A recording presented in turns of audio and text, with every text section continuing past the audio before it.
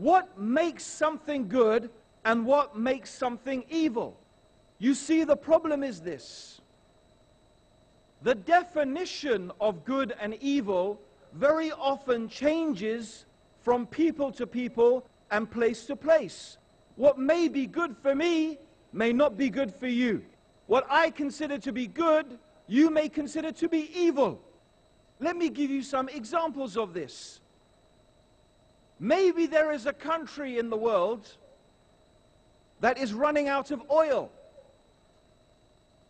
And it is good for them to invade another country in order to have access to their oil supplies. Now, this invasion and this robbing that country of their oil is good for the invading country. But is it good for the other country who is being invaded and who is having their oil stolen? No, it is not good, is it? So one person's definition of what is good is another person's understanding of what is evil. I don't know if any of you remember, for example, the war that happened in the former Yugoslavia, where a state separated itself called Bosnia. And this state, Bosnia, was attacked by the Serbs. The leader of the Serbs, his name was Slobodan Milosevic. He is a wanted war criminal for raping, murdering, and massacring Muslims. Yet until today, amongst the Serbs, I have seen pictures of Slobodan Milosevic with a halo and wings like an angel. A halo, which is a sign of a holy person, and wings like an angel. They think he is a hero, a man who is responsible for raping and murdering and torturing thousands of human beings. One person's definition of a good person is another person's definition of an evil person. This is the problem.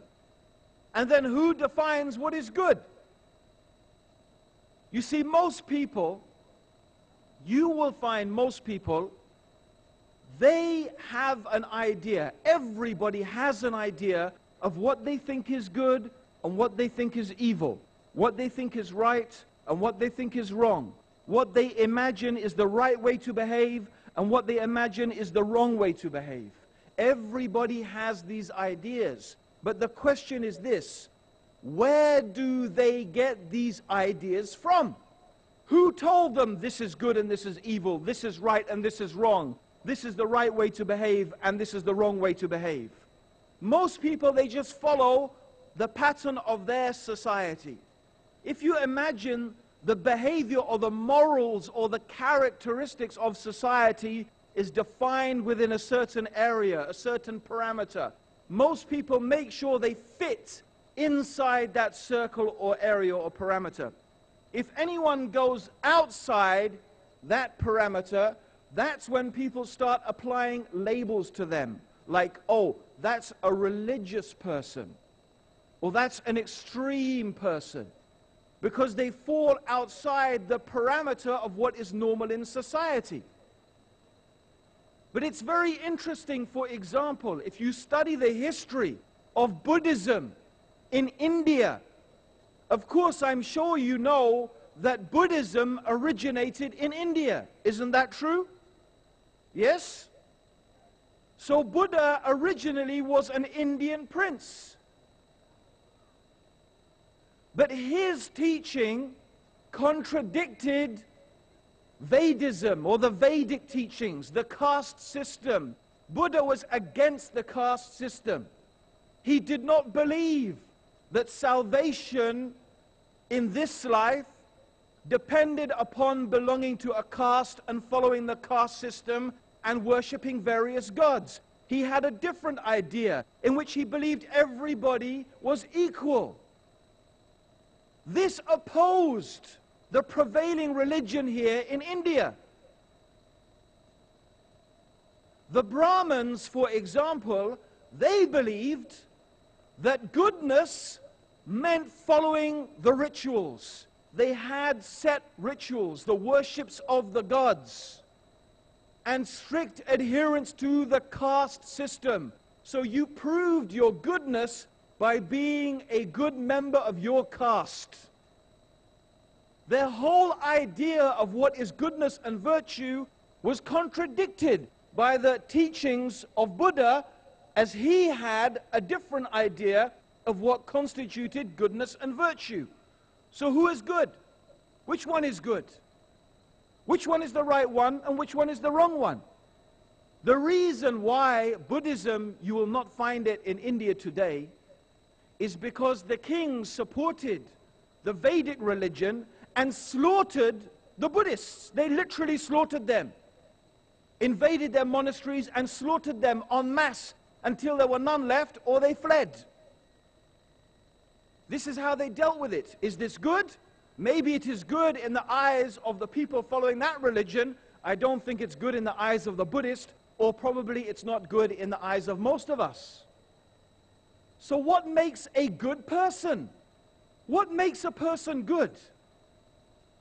One of the important things, of course, is your intention. What is your intention? By what and for what do you intend to do something?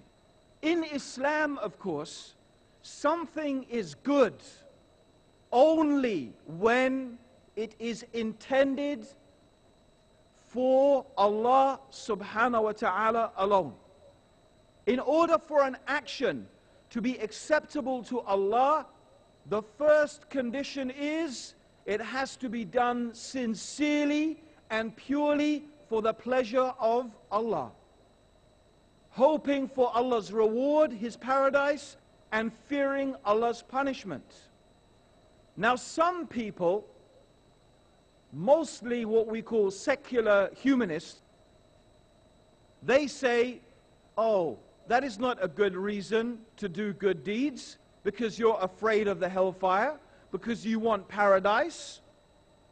Surely the reason you should do good deeds is through altruism. You should just do it because it's good. And they propagate this idea of the benefit of altruistic behavior. I myself do not believe there is such a thing as altruism, doing something without any benefit. Because even these people who do good deeds, don't you think that when they do a good deed, they get some feeling of satisfaction? You know, I did a good deed, I feel a bit good about myself. Certainly they do. That means they are satisfying themselves. They want to feel inside themselves satisfied. That means they, in fact, make themselves the center of the universe. They themselves make themselves the center of the universe. This is actually psychologically more likely to breed arrogance and pride. Is that a good characteristic, to be arrogant? Is that a good characteristic, to be proud? I don't think so. Whereas a Muslim, we do things purely and sincerely for the pleasure of Allah. In fact, there may be some things that Allah tells us to do it, even though we don't like it. And Allah tells us to leave something, even though we like it. It is not an issue whether I imagine it is going to make me feel good or not. For the Muslim, the purpose is only pleasing Allah, only pleasing the Lord of all the creation. So our intention has to be correct. But is that enough? Is it enough for the intention to be correct in order for the deed to be good? No. The deed also has to be correct, meaning the deed has to be done according to the Sharia, according to the law that Allah subhanahu wa ta'ala has given to us in the Quran and in the example of Prophet Muhammad sallallahu alayhi wa sallam.